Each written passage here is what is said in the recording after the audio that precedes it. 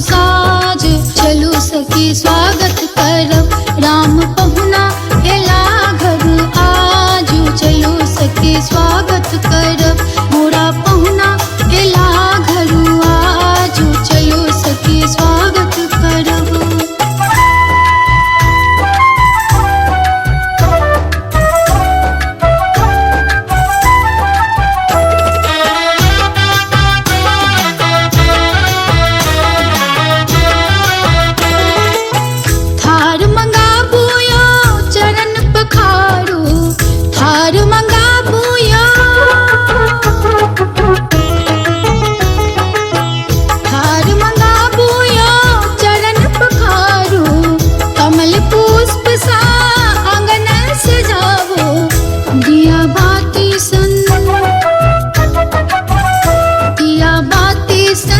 जगत भाग्य चलू सखी स्वागत करब राम पहुना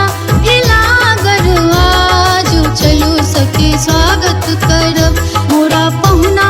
एला घर आजू चलू सखी स्वागत करब।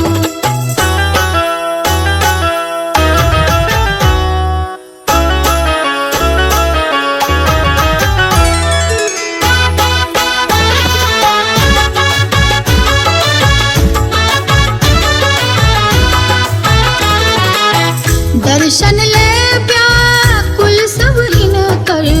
दर्शन ले यो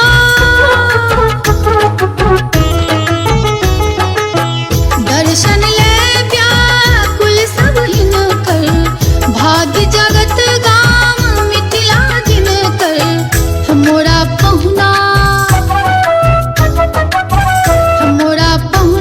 बुझत भावना